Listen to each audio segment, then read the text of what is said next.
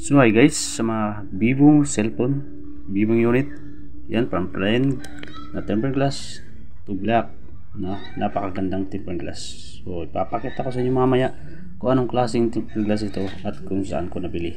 Before that, into my guys, bago makapang bilhin para sa inyo, unboxing naman tayo natin tempered glass. Ito, transfer. So yun nga guys, ito yung tempered glass na nabili ko sa TikTok. Akin to guys, hindi to tulad ng previous video natin na pinabili sa akin.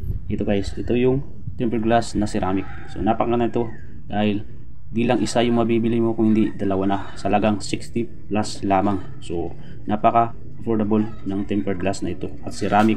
Pwede mong balikuin, hindi siya mababasag dahil ceramic nga. At ang nakaganda pa nito guys, itong tempered glass na to ay anti-spy.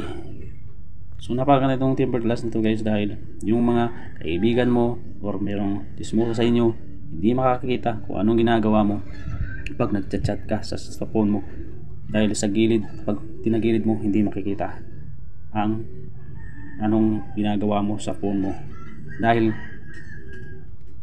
anti-spy siya na tempered glass. Napakaganda guys. So yan, pinapakita ko sa inyo paglinis, complete yan guys, yung panlinis para malagay natin ng mabuti yung tempered glass. Yan, tingnan nyo mabuti guys.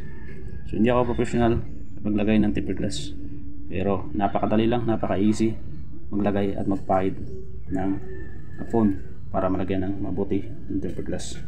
Yan, medyo malikot siya guys dahil ano kasi yung piece lock, pag natapat sa mukha ko open siya, kaya focus na ngayon sa tempered glass natin mamaya.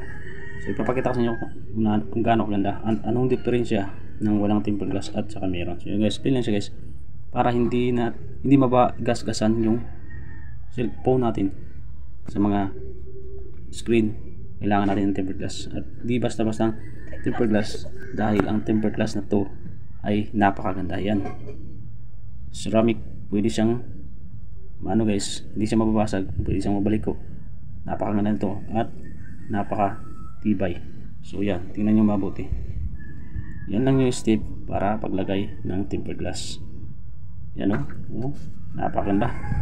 Bago pa yan guys, bago pa yung phone ko, pero pag tinitingnan mo, nalagyan natin ng tempered glass na ceramic anti-spy, lalong nagmumukhang bago at napakaganda. Yan yan, di ba guys, napakaganda yan.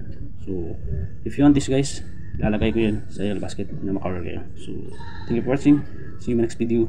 May God bless you. Babu.